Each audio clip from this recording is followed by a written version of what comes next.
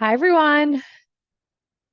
Welcome to our webinar today. I'm just going to give everyone a minute or so to join. I know it can take a minute to get into Zoom if it's not your typical platform that you use. I want to make sure that everyone's able to get in. I think we'll have plenty of time to go through this webinar and answer all of your questions in the next 45 minutes. I hope everyone's having a good day so far, whether it's afternoon, morning, where you're at. Hopefully things are warming up a little for you all, wherever you're at. They're finally warming up a little here in the Northeast, so we're out of that like Arctic freeze. So everyone's outside today commenting how warm it is at 40 degrees, wearing their shorts and t-shirts. So we're ready for spring here. Let's see. All right, we have a good amount of participants so far.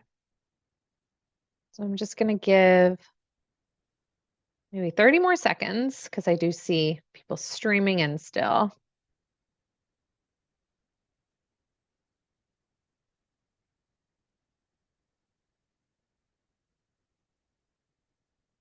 All right. The attendees has slowed down a little bit, so I'm going to go ahead and get started. So welcome everyone to our webinar today on how to run a practical internal comms audit. I'm your presenter, Melissa Katsky-Berry. I'm the VP of Account Management here at Polite Mail. A few housekeeping items before we get started. This session is being recorded, so everyone who registered for the webinar will receive a copy of the recording. You'll also all receive a copy of Polite Mail's How to Perform an Internal Comms Audit Guide. And you're all muted, but please use the Q&A feature to ask me any questions. I'll try to go through them during the presentation and then also, of course, at the end of the presentation. And like I said, I think we'll have plenty of time to answer your questions.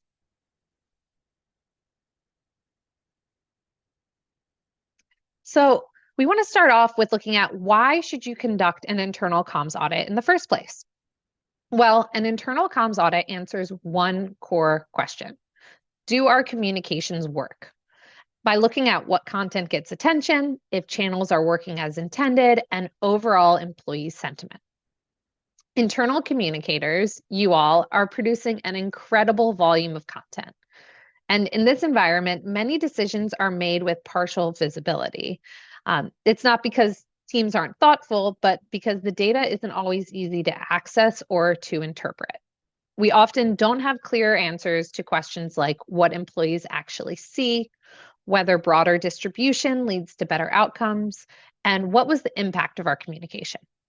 So an audit will help get insights into what employees engage with, measure if each channel is working as intended, identify overall employee sentiment and satisfaction, inform your decision making, and help gain leadership buy-in. An audit is how you stop guessing and start prioritizing.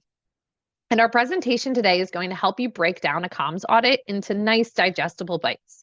It doesn't need to be a daunting undertaking to run an audit. You can do this yourself. You don't need to hire expensive consultants or outsource this project. And employees don't experience communication as channels or campaigns. They experience it as interruption to their daily tasks. The average employee receives 16 corporate emails per month, which contain 52 minutes of content and 171 links. So that's a ton of content. You all are producing a ton of content and employees are receiving a ton of content. So where does their attention go, right? It's no wonder that 64% of employees say they struggle having the time and energy to do their job. And 68% say that they don't have enough uninterrupted focus time during the workday to do their job.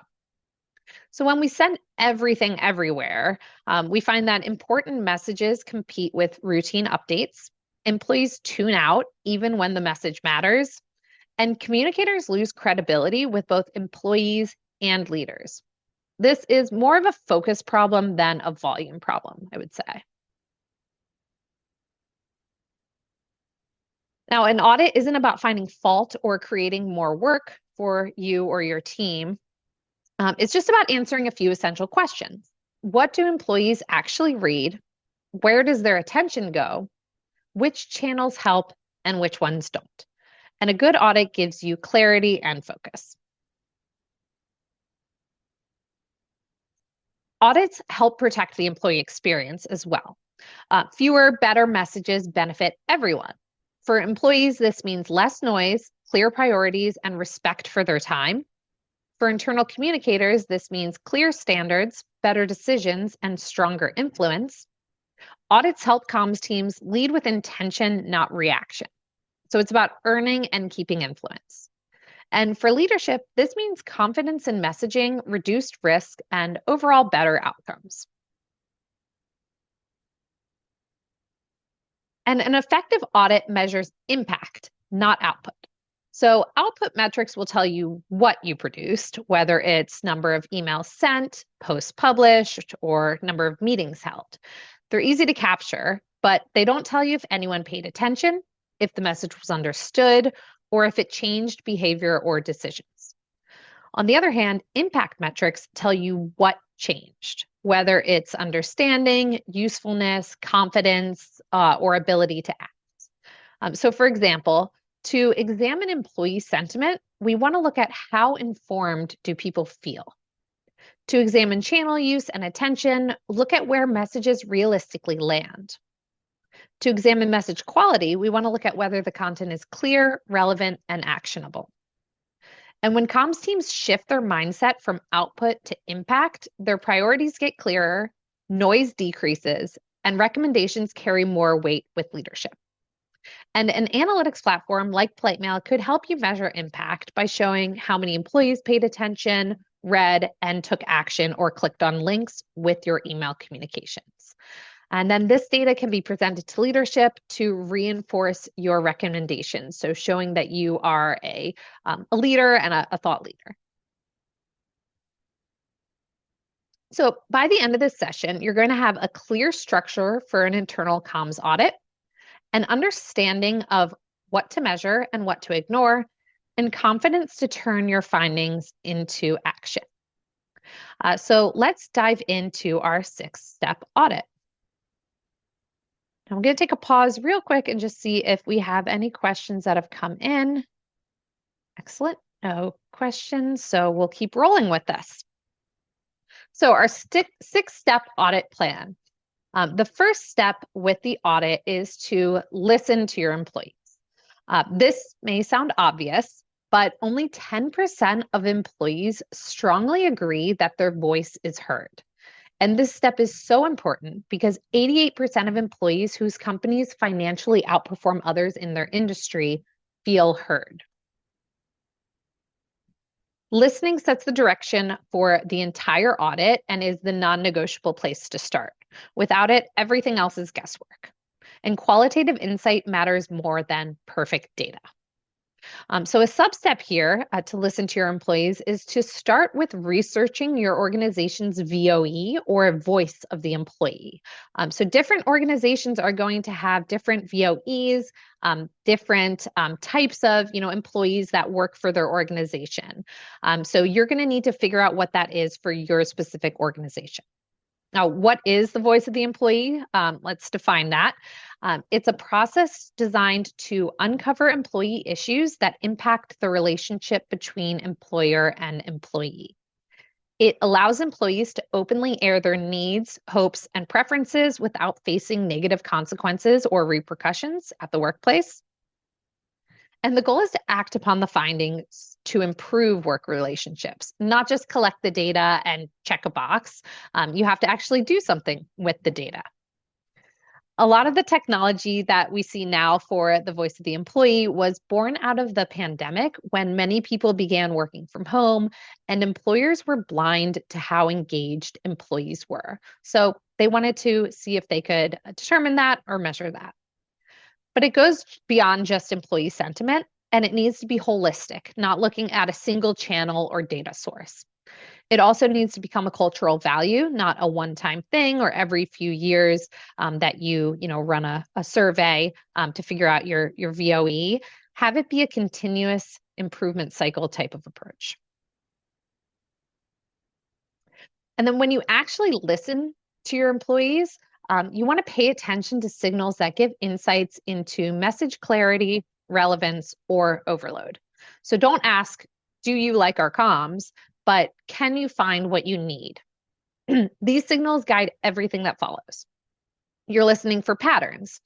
So even a small sample can reveal issues that are worth fixing. As an example, a clear message makes the purpose of a message obvious at glance, whereas an unclear message requires the employee to reread it to understand it. A message is relevant to an employee if it applies specifically to their role or they need the information to do their job. And a message is irrelevant if they won't know why they're receiving the message. The second step of our audit is to measure channel use and attention. In a recent survey we conducted with Reagan Communications, internal communicators listed these channels as the most effective. And not surprisingly, email is number one. Even in today's work from home culture with new tools and apps popping up, whether it's like a mobile app or a new social media app, we still see year after year when we conduct this survey that email is the most used channel by a wide margin. We've also seen every year when we conduct this survey, these top three channels. So email is always number one, and then in-person company or team meetings, and then direct manager meetings, whether virtual or in person, kind of go back and forth between the second and third spot. You see they're pretty close here in terms of channel use. I think this illustrates that these three are the go-to channels for the important communications, and the majority of your communications can be divided into these channels. But we want to know, do employees feel the same way? So this is just, feedback from you all, internal communicators, and we want to make sure that we're getting to employees at the channels that they want to be used. And I know that employees often complain about receiving too many emails. However, typically when asked how employees prefer to receive communications, many of them say email. So that's something you can figure out for your organization specifically by measuring and seeing what works best. We also know that attention is a shared resource. So every new message competes with something else. And more channels doesn't automatically equal more attention. Different channels will garner different levels of attention and capacity from your employees. For example, meetings get high attention, but employees have a limited capacity for having a bunch of meetings throughout their day. It impacts their ability to do their jobs typically. So once you understand where employees' attention actually goes, the next question becomes obvious. Are we using each channel for the right purpose or just using all of them for everything? And for reference here, the work systems mentioned are HR platforms, scheduling systems, and workflow tools, things like that. So now let's go and look at each channel in more detail. With email, you're looking for trends with the data, not precision. So the patterns will tell you where to focus your efforts. You also want to look at metrics beyond just the open rate. An open rate is great for telling you your overall audience reach with an email, but it doesn't tell you how many people actually engaged with the content of your email. It just tells you how many people downloaded the content of the message. So are employees taking the action you'd like to see based on link clicks? What content are employees interested in based on read time? When do employees pay more attention to the email? In the morning or the afternoon, Monday or Wednesday? A thorough analytics platform can help you gather all of this data. And this is where metrics like polite mail attention, read, click-through, and engagement rates can come into play. Attention rate will tell you how many people got past the subject line of your email and into the body of the message. So it tells you if the message grabbed their attention, either with a catchy subject line or a relevant from address, or it was sent at the right time of day. The read rate will tell you how many people read at least 30% of the content within your message. So that's indicating how many people spent a good amount of time with your message. And click-through rate tells you which links people are clicking on, so what stories they're most interested in. And finally, engagement rate will tell overall audience engagement level by combining read time and click-through rate into one overall engagement metric. So that's how you can kind of use data to look at your email channel and attention. With meetings, you want to look at who is actually attending and who isn't attending, how often the meetings are occurring, and are post-meeting actions being taken. So the goal here is to determine, should this meeting have been an email? With chat, you want to look at volume, response time, and attention to the conversation. And this will tell you what type of content is urgent and what employees are most interested in. With intranet, look at what content gets the most views time and time again and what people are searching for. This shows you what content has long-term value. And then when we talk about work systems, again, we're talking about the tools employees actually use to get work done. So things like HR platforms, scheduling tools, or workflow software.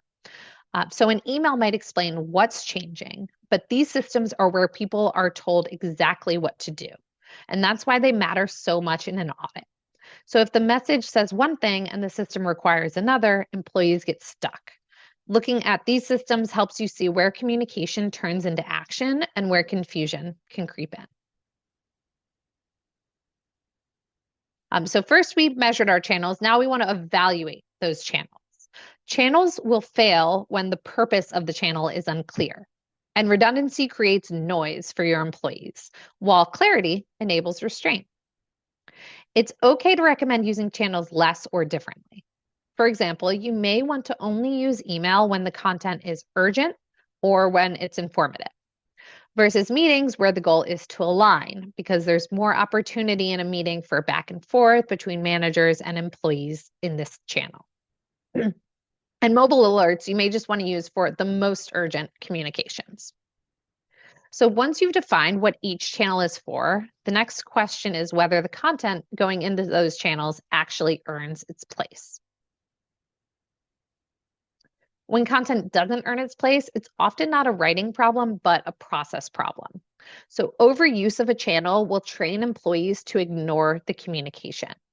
Fewer, better placements will increase your impact.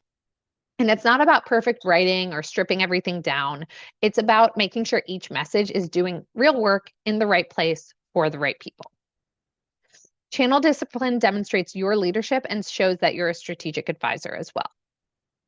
And so the following are some questions that you can ask to determine if the channel is correct for your needs.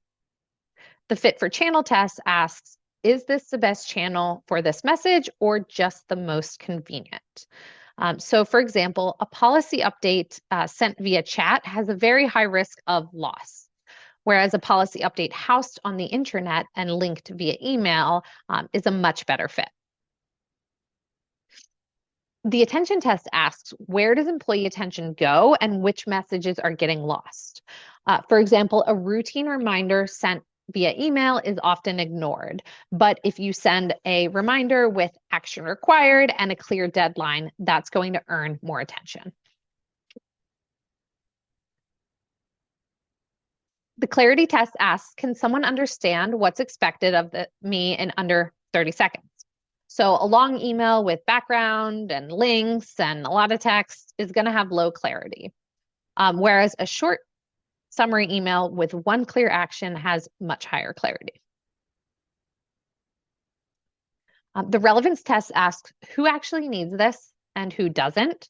So an email sent to all employees by default is likely going to be noise for them. Whereas if you send an email that's targeted to just the affected roles, that's going to have more impact and less friction. And then finally, the action test asks, if someone reads this, do they know what to do or are they going to need another message? So a message that says for more information without any specific direction is weak. Whereas a message that says complete X by Friday with a link is a strong call to action. So first we evaluated the channel quality. Now we're going to evaluate the message quality. Channel evaluation helps determine, is this the right place? Whereas message evaluation helps determine, is this worth reading? Employees scan messages. We saw earlier, how many employees said they don't feel like they have time to do their job with, all of the messages that they get. So they're scanning those messages. They typically don't read them thoroughly. Too long didn't read is all too accurate for employees, especially these days with our world where people are being bombarded with messages all the time. So content quality will drive your audience's attention. And that's where you need to start being tough on your own content or have others help to be tough on your content and be open to their constructive feedback. Your content should be evaluated by these 3 filters. If the message isn't relevant, using the right channel alone won't save it. Relevance is audience specific. The next filter is this message clear? And then the action should be obvious to the reader. It should also be realistic and specific. So when messages consistently fail these filters, the issue is often upstream in how work gets requested or approved. And then again, once you test for these 3 filters, you can measure content quality using analytics tools to see if people read, paid attention, and clicked on links within the message. Step 5 is to review your processes. So we're always looking for continuous improvement. So review your processes often. Broken processes will quietly undermine your good communication. Last-minute requests will reduce the quality of those communications, and too many approvers will dilute clarity of your communications. So process issues often masquerade as channel issues. When teams struggle with communication, the instinct is often to look for a new tool or a new channel. But audits frequently show that the biggest issues aren't technical, they're procedural. So small workflow problems like last minute requests. How many of you have had, an email that you're putting together, ready to send out, and then, XYZ department manager says, "Oh, can you add this to your newsletter?" Right? I feel like that happens all the time, but seems like a small problem in the moment, but it can really undermine otherwise good communication. Same if there's unclear ownership, who's sending the message, right? Or too many approvers on one message. Everyone has different work styles, different editing styles. Too many approvers can, again, undermine that good communication. So fixing small issues like that can deliver huge and fast results, much faster than introducing something new. And the upside is that process improvements are usually the least expensive changes you can make and the easiest to sustain. So that's why reviewing your processes is often the fastest win in an internal communications audit. And finally, an audit only matters if it leads to change. So take all of the information you gathered and then act on it. Insight without action erodes trust. Keep to fewer recommendations, as this typically leads to higher adoption. And prioritization is a clear part of this step. The goal isn't to fix everything all at once, it's to fix the right things. And then once decisions are made, implement the changes and make sure that you have planned follow-ups so that these actions don't just fall to the wayside. Focus on fewer, clearer improvements, not perfection. These actions don't require new tools or more content. They're about restraint, clarity, and better decision-making. For example, if one of the findings was that channel overlap is causing confusion, your priority might be to define a primary channel for your most critical and time-sensitive messages, whether that be email or if you find that time-sensitive updates are shared too late, you can reduce approval layers to increase speed. And if channels are being used outside of their intended purpose, thus creating noise, publish simple channel usage guidelines to uphold, and then hold people to those guidelines. So just remember that not everything needs fixing at once, and momentum matters more than completeness, and progress builds confidence. And this here is showing an example of a common thing that comms teams audit for, which is which one of our channels are the least and most effective at getting employee attention. If you look at this example here, we found that employee attention concentrates in fewer channels than we thought. We also took a look at attention by volume and found that some channels had high volume but low attention, such as comms emails. Now, what that means is emails coming from a communications at generic email address, right? On the other hand, manager-led emails, so an email coming directly from the manager, and the updates team channel had high attention. So with this example, the recommended action is to prioritize those high attention channels for critical messages and provide managers with targeted messages for their teams instead of using that generic comms email address. This example shows that how you frame the findings determines whether leaders are going to listen. So frame them around the employee experience. Connect your findings to employee focus, risk of turnover, and efficiency for employees, doing their jobs. Avoid blame and emphasize opportunity. And what audits often reveal is that employee attention concentrates in fewer channels than we expect. And high message volume doesn't necessarily translate into higher engagement or understanding. This kind of view helps leaders quickly see trade-offs where we're overusing certain channels, where redundancy is creating noise, and where important messages may be at risk of being missed. The value of reporting like this is that it naturally leads to action, prioritizing high attention messages for critical, or high attention channels, for critical messages, reducing any unnecessary duplication of communications, and clarifying the role that each channel plays. And this is what turns an audit from a report into a decision-making tool. And again, this is another great example of when you can use data tools to help make your case. A well-run audit is going to build trust, focus, and momentum. Again, audits aren't a one-time event. They're a signal of maturity and a foundation for better decisions. And they're only successful if they lead to change. So the goal isn't to audit more, it's to build a habit of listening to your employees, prioritizing changes, and improving over time, much like we talked about with establishing that voice of the employee. So now you have the framework to start. Listen, measure, evaluate channels and messages, review processes, and act. Start small, stay honest, and build from there. And we're going to be providing you with a guide to help you get started with your comms audit. This guide is a tool to help you explore these topics in more depth. So thank you for joining us today. I'm going to double check, pull up my Q&A here, and we'll go through questions. And let me pull that over to the screen here. Let's see. Sorry, I'm in the chat section.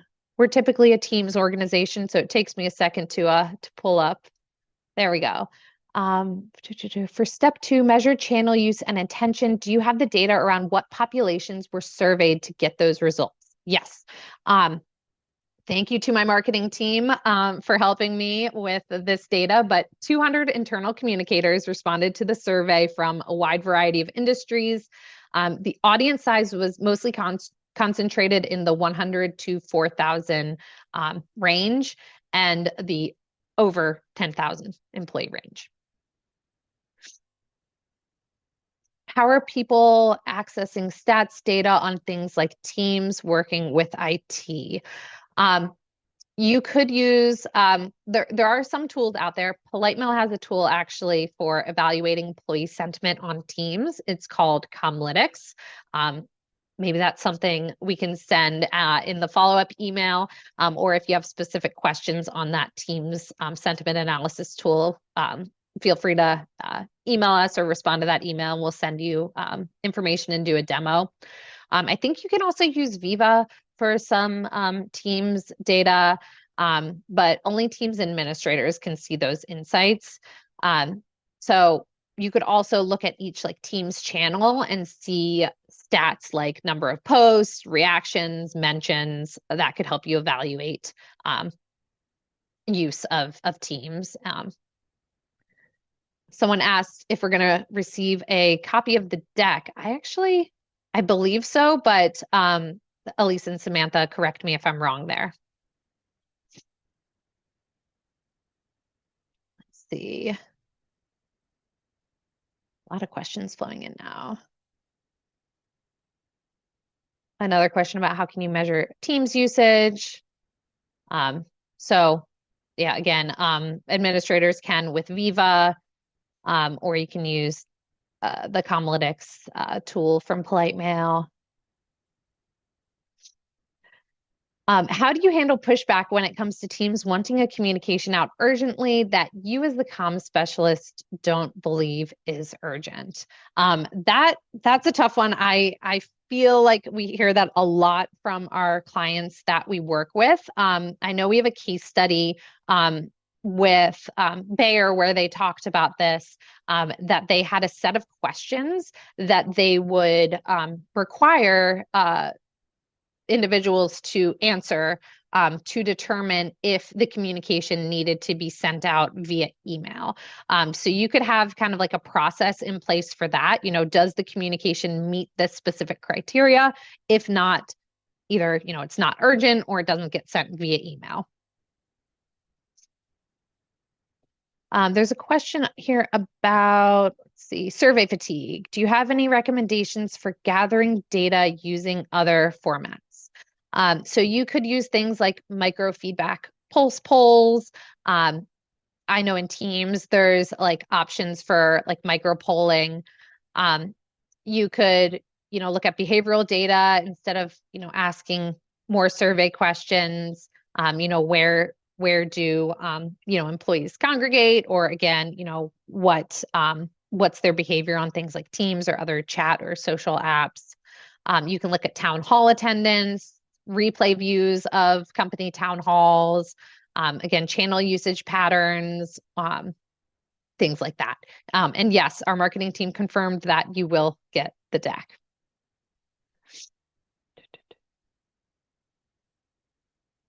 Looking through these questions.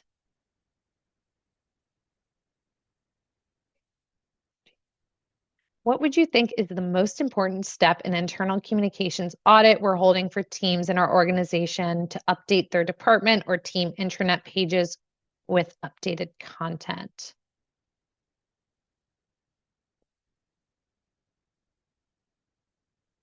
Trying to make sure I'm reading that question correctly. We're holding for team to update their department or team intranet pages.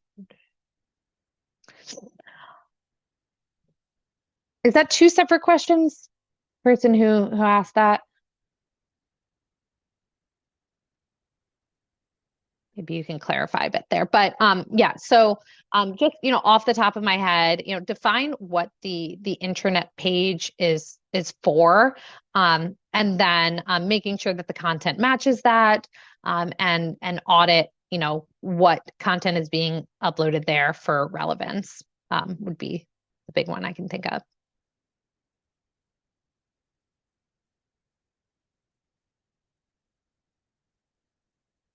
Okay, you mentioned coming from a leader resonates more. Our leaders don't have access to our distribution lists or to use PoliteMail. Do you have insight for how we would measure this if we did have them send to their teams directly? Yes. So a lot of our customers will send on behalf of leadership so that they can use polite mail and not have to like train the leadership, on how to use polite mail or, have them use it themselves. So sending on behalf of, if they'll give you access to that. If they won't, instead of like sending from the leader themselves, you could just make different generic, I call them generic, but different alias email addresses. So instead of like everything coming from communications@politemail.com, we could have sales@politemail.com, marketing@politemail.com, support@politemail.com. And that goes directly to those departments. So they know when they see the subject line in the preview pane and the from address that this message is specifically for their department that they're in.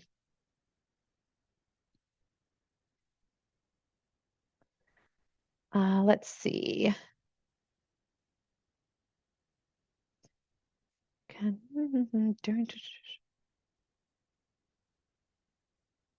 During transformation and significant rollouts of new technology in a large org, how best to ensure, oops, it's bouncing around as more chats come in, how best to ensure immediate capture data and level of engagement? That's a good question. I think it would depend on the technology you're rolling out. Some will have, built in data points that you can look at.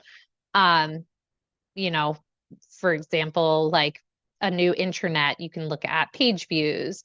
Email, if you're rolling out a new not like email platform, but if you're rolling out like a new newsletter, you can use email analytics to see again how many people are reading and clicking on links and viewing that new design newsletter. So I think it will really depend on the technology itself. How do you manage the last minute communications, not real emergencies, but the ones that we forgot to plan or some leader is asking for ASAP? So I would say you want to have data from previous communications to, back up like, this doesn't need to be, this shouldn't be sent out right now, or it doesn't need to be sent out right now, but also develop trust between yourself and your leaders so that they know that you are the kind of gatekeeper for those communications and they trust you to do that. And that also gives you a little leeway to push back on them, I think.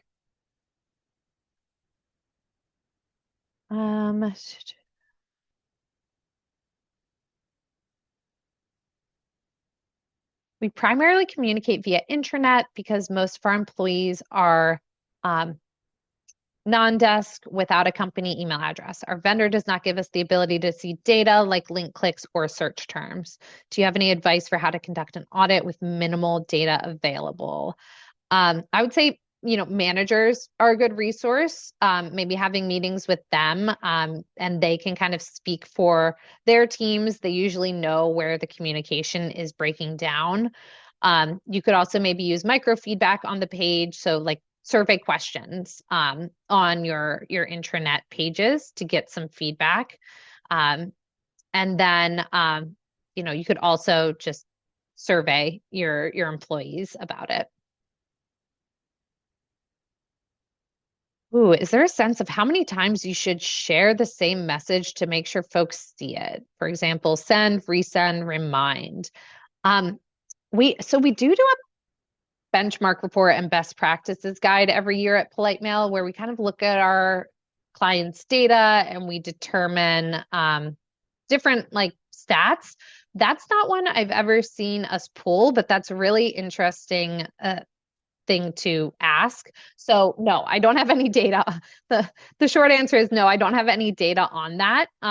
But it could be something that you could just test out, how it works at your organization. If you have, like if we're talking email here, and if you have an analytics platform to measure email engagement, you could kind of test out different things. You could test out the send, resend, remind option where you basically send 3 emails and see like are those opens and reads completely dropping off at the resend stage, or are people still reading the message at the remind stage? So data can help you determine what will work best for your organization. Do you have a fixed templated questionnaire that we can modify? So we don't have a template, but the guides go over each of these steps in much more detail than I went over in this presentation. It's actually a lot more information than what I covered here. It's not just like a duplicate of the presentation. So you'll definitely want to check out that guide, and then you can modify according to your needs. And we also have a writing survey questions. Sorry. We have a white paper about writing survey questions, and you can download that as well.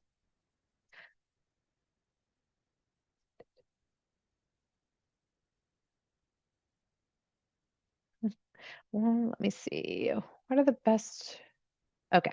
What are the best ways to measure time on page or time reading an email? So Polite Mail does measure read time with a message. What that does is it looks at how many people have opened the message and then how long each person is spending with the message. And we break out that readership into different categories, whether they ignored the message, which is anyone who read the message for less than 3 seconds, whether they just skimmed the message, which means they read up to 30% of the email content, or whether they read the message, which is they read more than 30% of the email content. So Polite Mail can help you determine that for your emails. But yes, Outlook, just like basic Outlook or basic, Gmail, whatever email platform you use, doesn't provide that.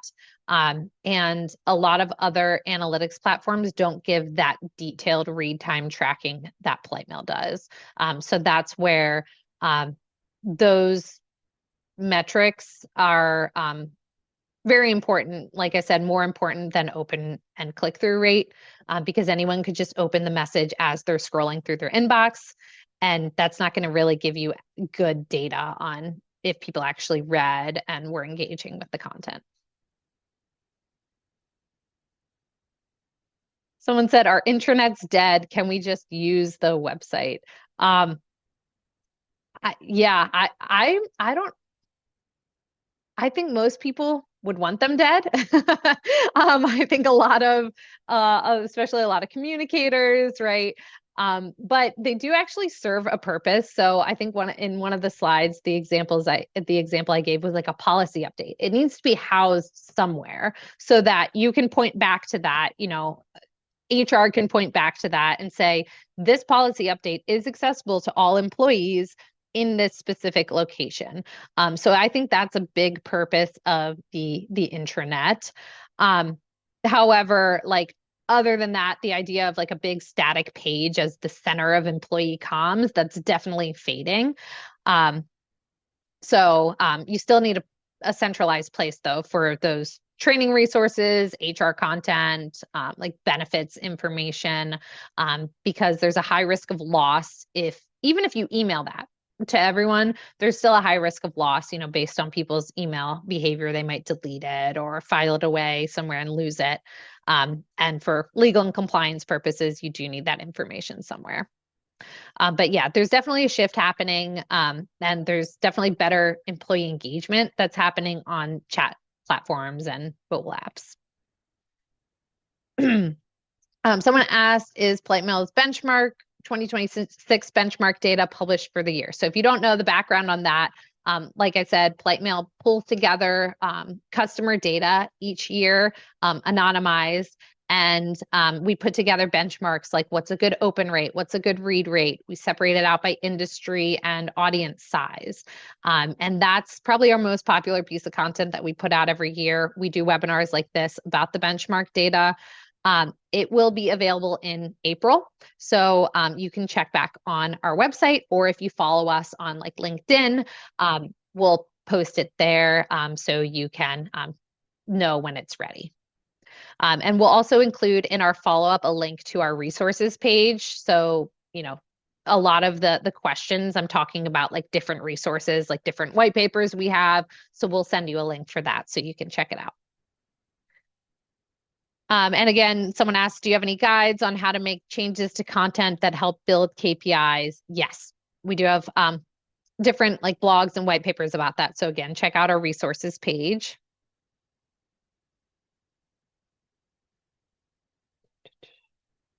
Do you have, oh, sorry, it looks like we're at time here. Any questions that we didn't answer? I see a few last ones rolling in, but a lot are about the benchmark report. Um, so any additional questions that we didn't answer, we'll answer those in our follow-up email as well. So we don't want you to miss out on any good information. But thank you all for attending today. I think this was a really productive Q&A session. I hope you found value in this information. And again, check out that audit guide because it has a lot more information than what I covered here to help you get started on your internal communications audit. So have a great day. Thank you.